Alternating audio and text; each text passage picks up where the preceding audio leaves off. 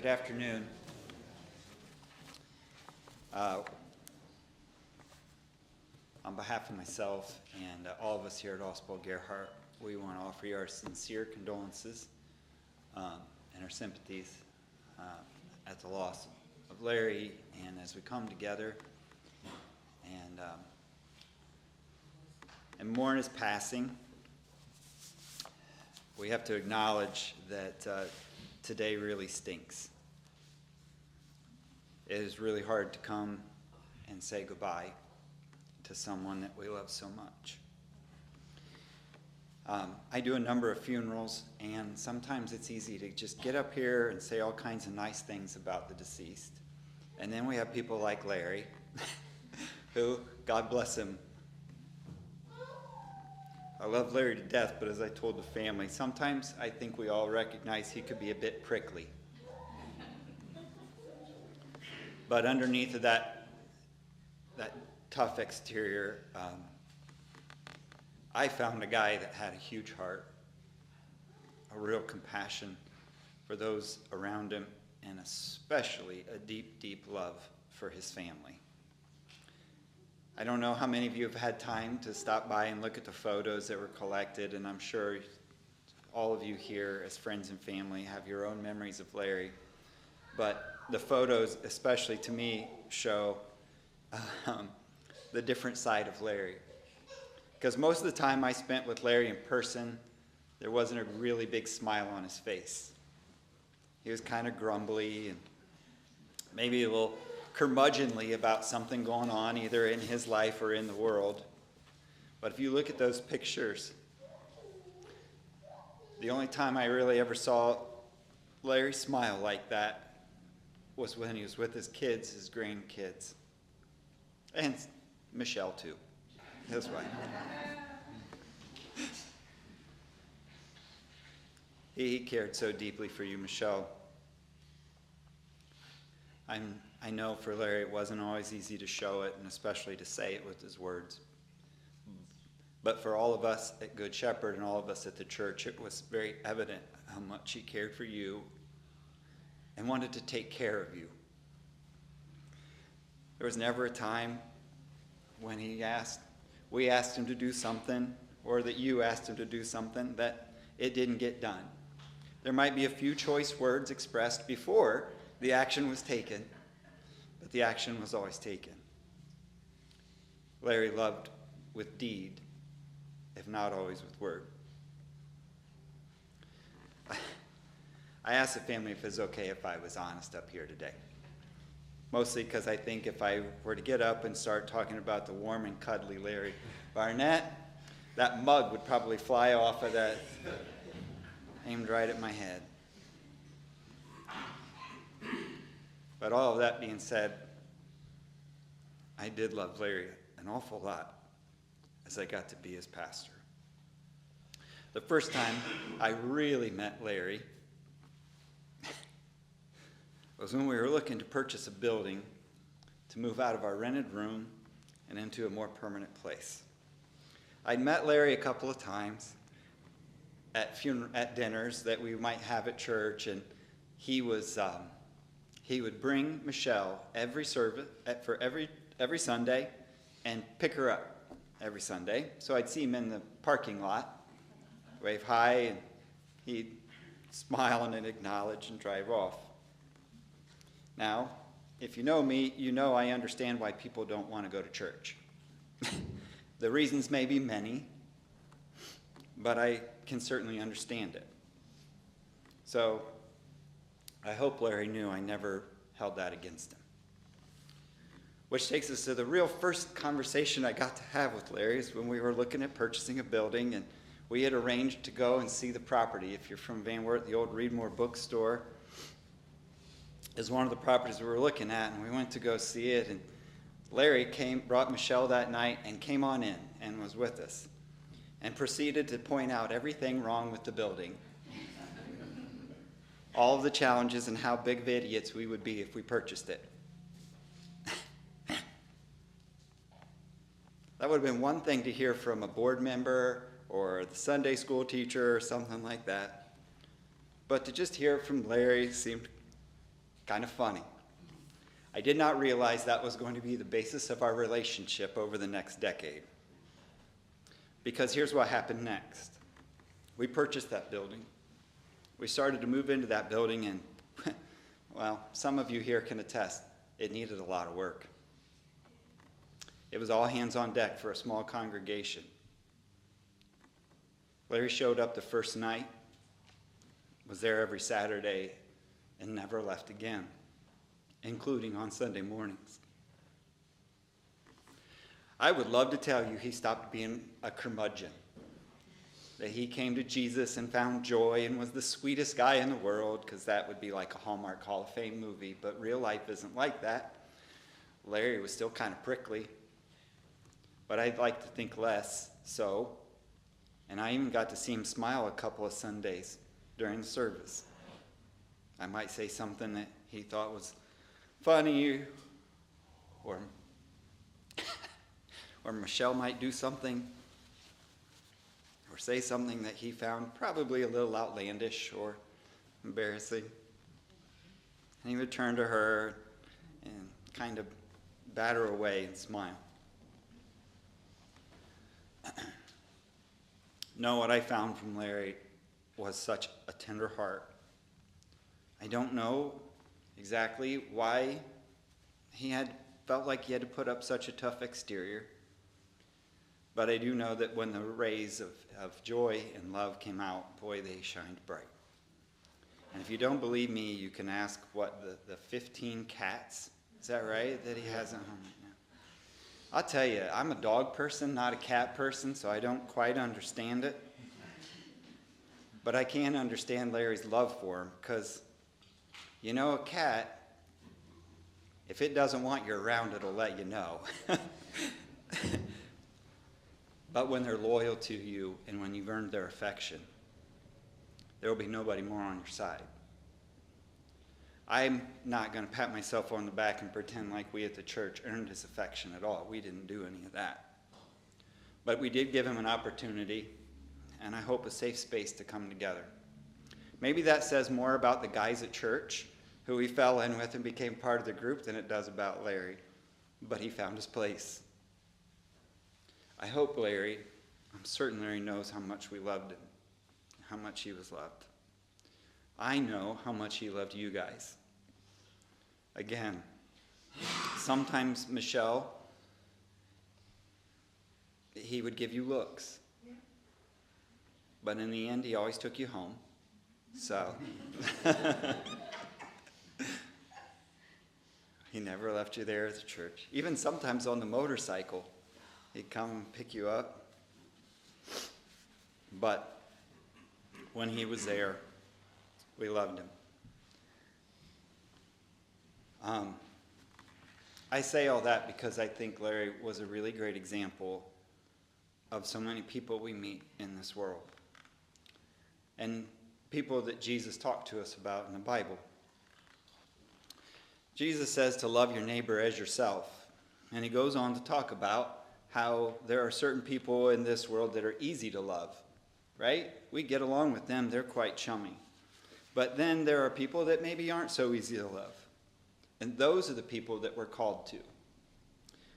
Larry, no offense, was one of those guys, the latter.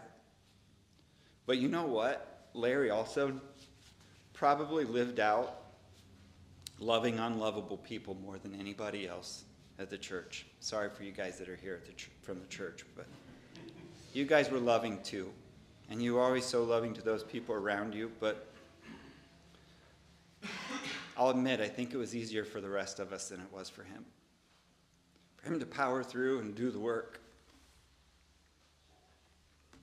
I never got a chance to tell Larry how he was one of them. His attendance at church and his willingness to join our group was one of the proudest accomplishments of my ministry. Because it was like the cat. Maybe at first he didn't want me around, but once we won him over, he showed an intense loyalty and a compassion. There wasn't a work day that we had at the church that he wasn't right there. I one of the things that most impressed me was his workmanship. I told the family this story, and I'm sure those of you from the church will remember this, but when we first started working, we had put drywall up, and Larry was there. He brought his table saw. It was great because we needed tools because we didn't have them. And Larry had everything. I mean, everything. We would be working on something, and we would say we needed something, and he would jump in his truck and drive across town, run over, and 10, 15 minutes, he'd be back with whatever we needed to put whatever together. I'm not mechanical, I don't know. But he knew, and he was willing to put it to work for us. Well, he had his table saw there, and he was cutting a 2x4, and I don't know if he hit a knot or something like that. But whatever it hit, it kicked the piece of the 2x4. He got through, and it kicked the piece of the 2x4, and it went right over his shoulder and threw 2 pieces of drywall out the other side into the other room. And I remember I was off, no one else was around, it was just him. And I hear, "Whoa!" I don't do a very good Larry impersonation, but you can probably hear him. His shock, his surprise, and his disgust at this board almost taking his head off. I looked for the pictures because we had pictures of him, and I will say one of my favorite photos of him holding that piece of wood up after we pulled it out of the wall, like proudly showing it off like it was a trophy. Can you see that? It tried to come after him, but it didn't win. He conquered it. Well, that didn't drive him off. He kept working and kept cutting, kept bringing tools, kept doing it for us all. And like I said, that didn't drive him away. He stuck around. And we were all so glad that he did. I hadn't been around much in the last, 4 or 5 years here. Kind of kept up with him when we'd see him here at the funeral home or when other people had passed. But it was evident that his love for Michelle,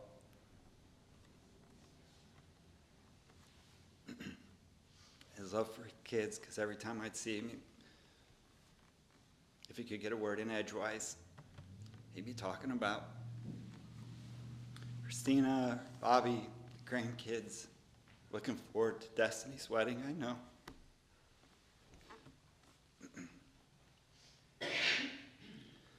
And so his loss is, I'm sure, felt most greatly by you guys. I hope and pray that you guys know how much he cared for you, how proud he was of you, of all of you. And like I said, if you look at those pictures over there, how much joy you brought to his life. Thank you for being the joy of his life. As you go now into this next part of the world, I would imagine that you'll find people that aren't so easy to love, that maybe want to push you away instead of let you in. If you do it for Christ's sake or do it for your own sake, I pray that each one of you would find ways to love those that seemingly are unlovable. I can tell you from experience, it's worth the work. Because when you get inside, you might find somebody whose love is earned and not just freely given, whose compassion for those things that he wants is so great that he'll even take in. He'll give so abundantly of himself, he'll end up with 15 cats in a 1,100 square foot house. I mean, right? There's a lot of cats, and to care for them and to watch over them. He did that because he gave of himself, even to the extreme. And I know that's just one way that he showed. One of the ways that he showed his love and his compassion for you guys too. I want to just kind of read this poem, and we're going to hear, we're going to have the Lord's Prayer sung at the end. And this poem says, "Miss me." It says, "When I come to the end of the road and the sun has set for me, I want no rights in a gloom-filled room. Why cry for a soul set free? Miss me a little, but not too long, and not with your head bowed low. Remember the love that we once shared. Miss me, but let me go. For this is a journey we all must take, and each must go alone. It's all part of the Master's plan, a step on the road to home. When you are lonely, sick of heart, go to the friends we know, and bury your sorrows in doing good deeds. Miss me, but let me go. The suddenness of all of this, the questions that you have, those will remain. I will hope and pray that you will not just dwell on those questions, but that you might, as the poem tells us here, to look forward. Miss him for a little while. Be broken today, yes. But go out into the world. Go out into the world, do good deeds, and let people know the real Larry, the kind-hearted, generous, and funny guy. Oh, I could tell more stories, but it's probably not appropriate to do it here today. Just know that he was a heck of a guy.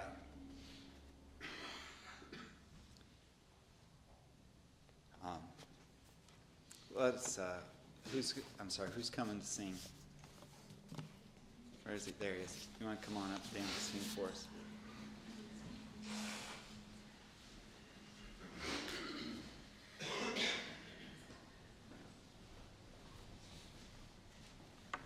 We'll sing the Lord's Prayer.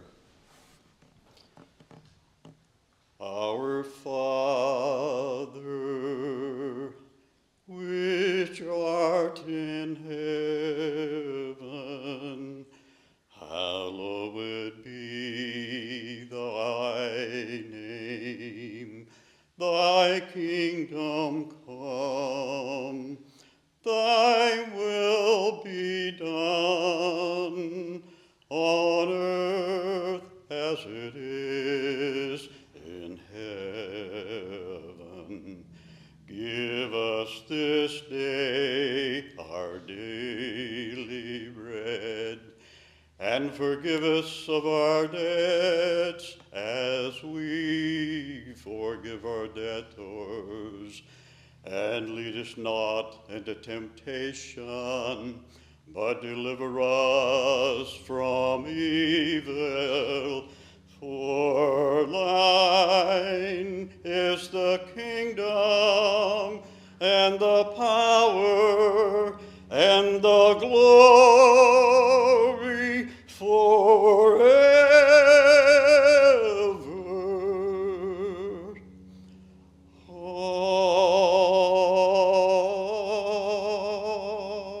Amen.